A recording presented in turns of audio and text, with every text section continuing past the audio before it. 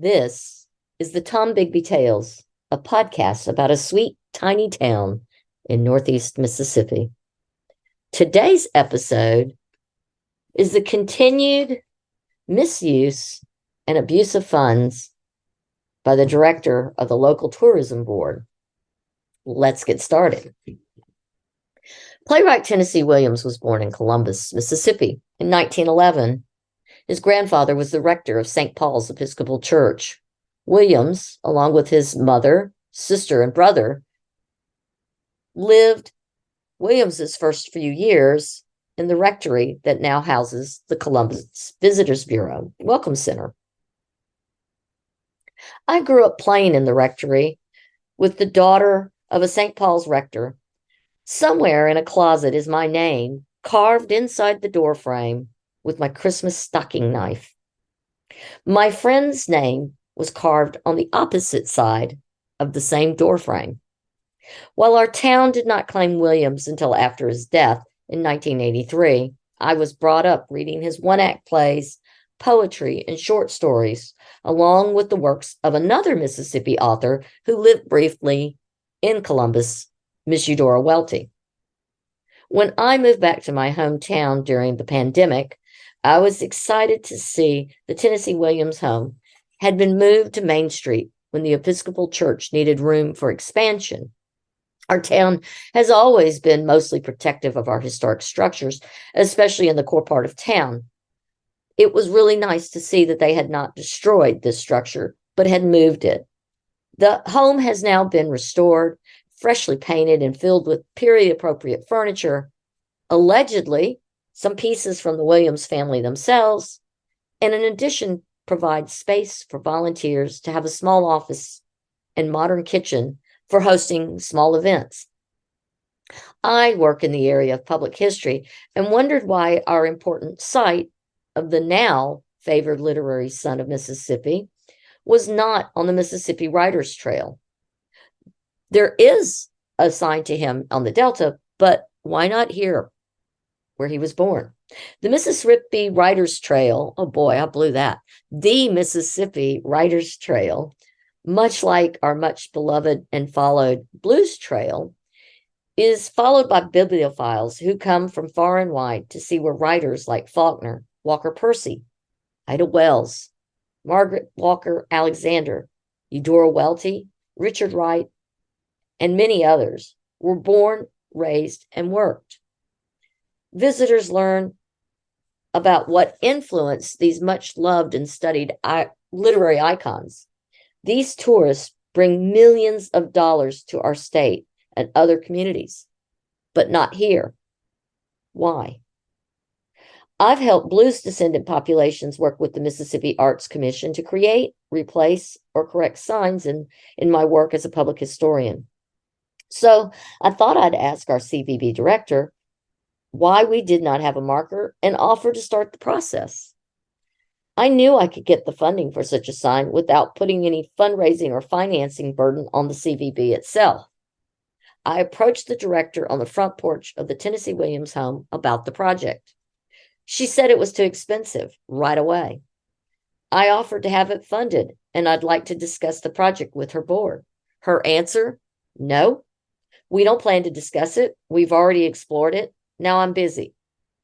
And with that, she got up from the rocking chair on the porch, walked in the Tennessee Williams home, and shut the door.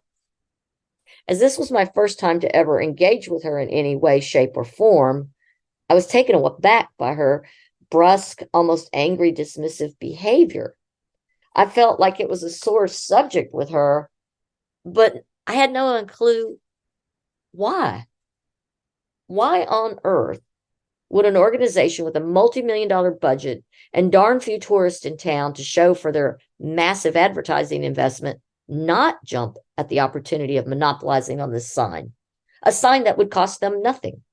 It seems like this is really low-hanging fruit, and it would draw in more tourists to spend money in our hotels, shops, restaurants, and gas stations.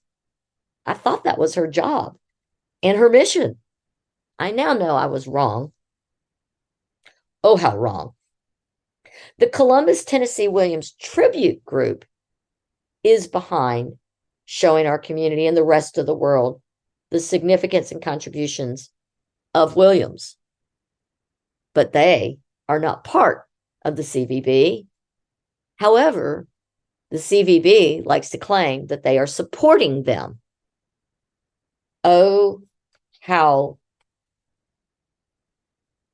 different the reality is.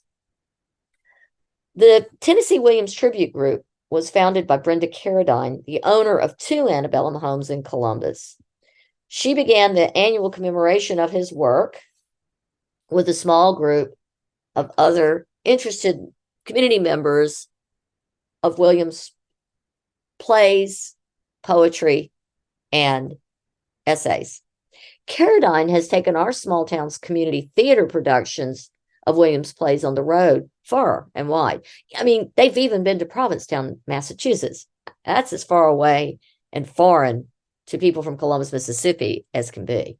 She might as well have taken it to Europe.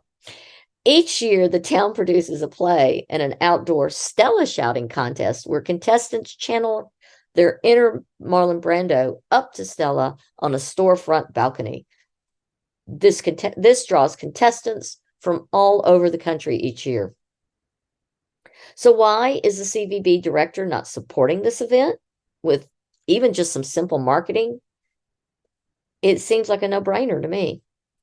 But this year, there's been no real mention of the event on the CVB website and zero mention on their absolutely dead and possibly abandoned CVB Facebook page. Why? Laziness, inept marketing plans, a grudge with the Tennessee Williams Tribute Group? Who knows and what gives? Frankly, I was shocked by the embarrassing and unprofessional mess the CVB's website is. I had a reader on my Facebook page point me in the direction of an incident that apparently occurred soon after Carpenter was hired as the director of the CVB. Once I started asking questions about why there was little or no marketing from our tourist bureau for this event. This article that was given to me was a March 2011 article by Jason Brown, a reporter with the Dispatch, our local paper. He reported on the events surrounding the 100th birthday of Tennessee Williams in 2011. He spoke with visitors who came from New York City, Albany, New York, Tampa, Florida, and others who came to take part in the commemorative celebration, see a play, and visit the Episcopal Church where Williams' grandfather, Reverend Dakin, was the rector, as well as the home where Williams lived as a small child. Brown ends his article with a closing that surprised and kind of confused me.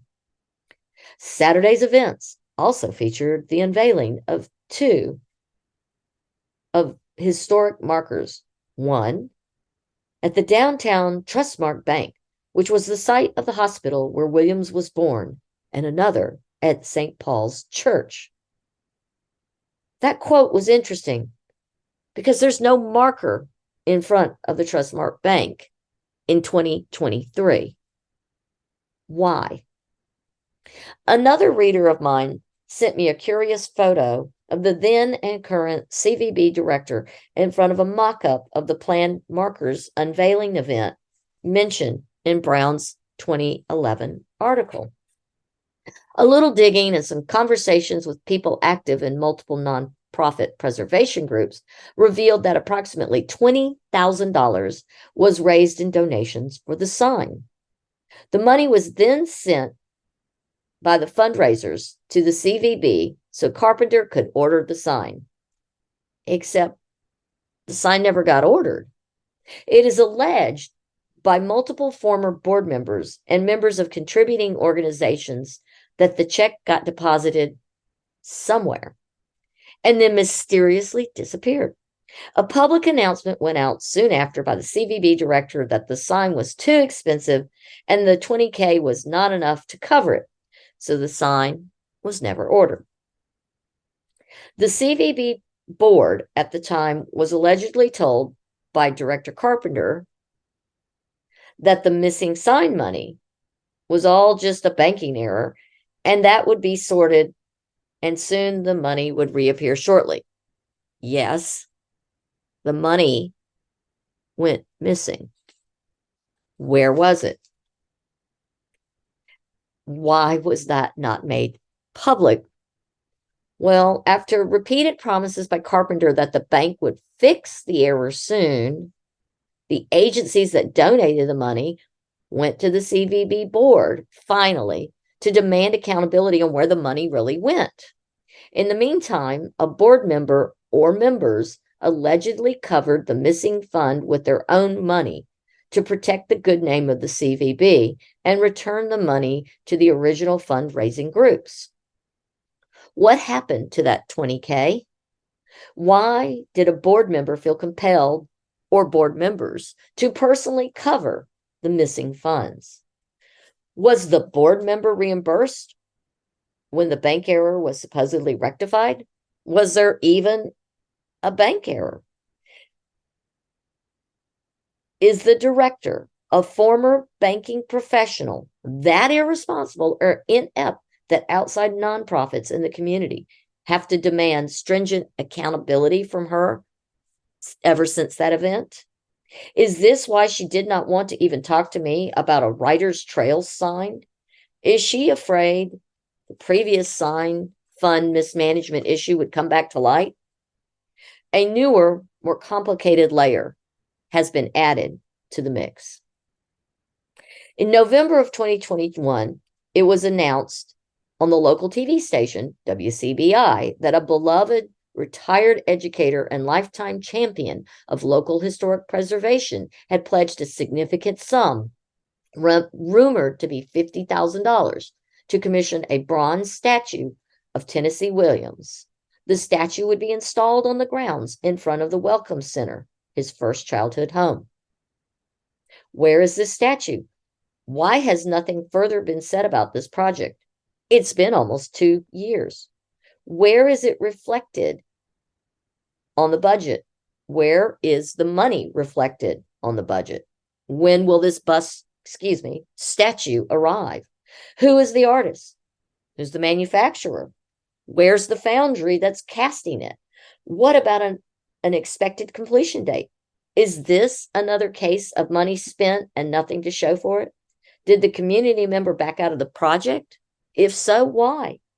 Can we, the community, pick up from where they left off and fundraise if we decide to make this statue, if the donation person decided to change their mind?